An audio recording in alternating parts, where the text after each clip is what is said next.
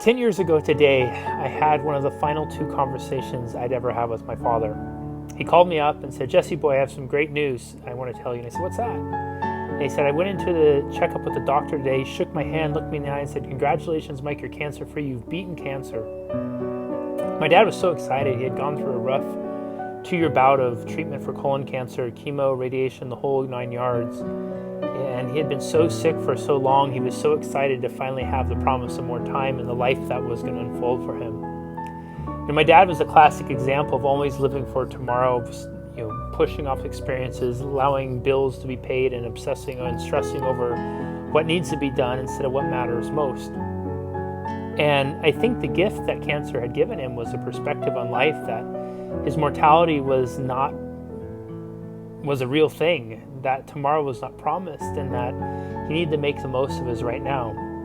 One of the things my dad did after that clean bill of health diagnosis from his doctors, he went to the store and he bought a backpacker's backpack because he wanted to go on this ultimate camping trip he'd always wanted to do. And he made a list and he charted up all the things he needed. He got a map and mapped out where he'd go and everything else. And he was really excited to do this trip.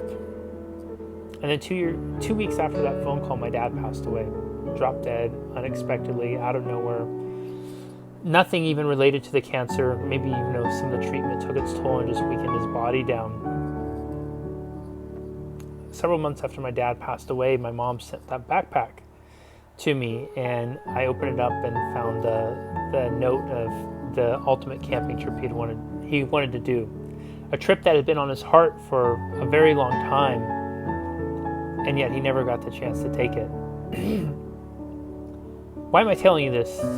I'm telling it to you because there's a great plague that is sweeping Western worlds and maybe the greater world at large. And that's the plague of believing that we're guaranteed and promised tomorrow.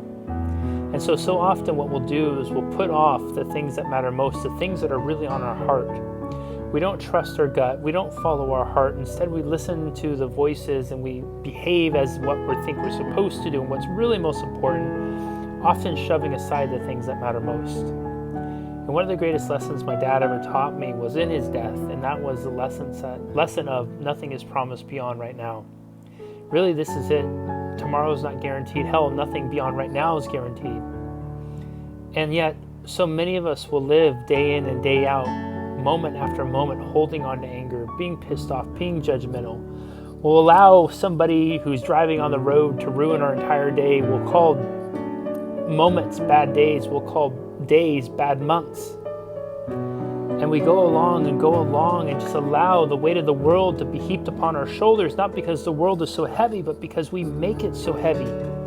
Because of our commitment, notice that C word there, our commitment to focus on all this bullshit and to hold on to it and not let it go. Our commitment to prioritize the things that stress us out, the things that wear us down, over the things that really matter most to us. Love, connection, bonding with the people, spending time with our people who matter most to us. Being generous, being kind, doing good for others, and so on and so forth.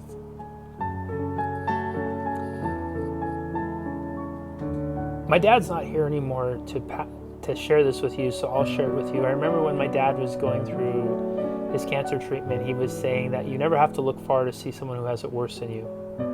No, context is king for a reason, because so often the reason that we suffer such a prolonged bout of suffering with our problems is because we never look external. We take on the weight of the world believing that we're the only ones going through everything. Well, I got news for you. You walk out in the street, whether you see 10 people or 10,000 people, each of those human beings is going through something. Each of them is fighting a battle that you can't see. Each of them carries the hopes and dreams for their future, their life, their health, their wealth, their children, their family, and their head and their heart. Every single human being you meet is trying to do the best they can with what they have. And so are you.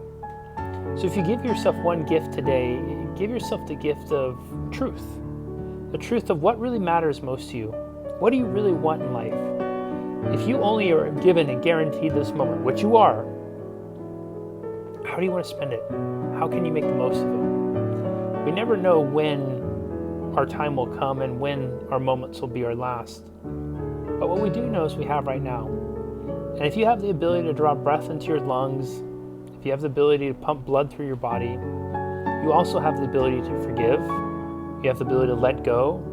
You have the ability to stop, or at least ease up on some of the judgment. You have the ability to stop generalizing people and being angry and judging and throwing out blanket labels to dehumanize someone. You have the opportunity to say, I'm sorry, to hug, to love, to connect, to bond, and to reach out to the people who matter most and tell them just how much they do matter. Make this moment matter to you. Treat it as if it really is your last one. Hug your kids a little tighter. Call up a friend that you haven't called up for a while. But do something meaningful with your moments. And then if you're blessed to get another moment after that, do your best to make that moment meaningful as well. Keep the practice of it, and pretty soon you'll start to see that the meaningful moments will stack. So anyways, I know this video is running a little long now. They say the attention span for online videos is about 10-15 seconds these days, and this one's over 6 minutes. So if you're still here, thanks for sticking with me, and I appreciate you, and I hope this message has mattered to you. Pass it on, share it with a friend, and get out there and make your moment matter. We'll see you next time. Bye-bye.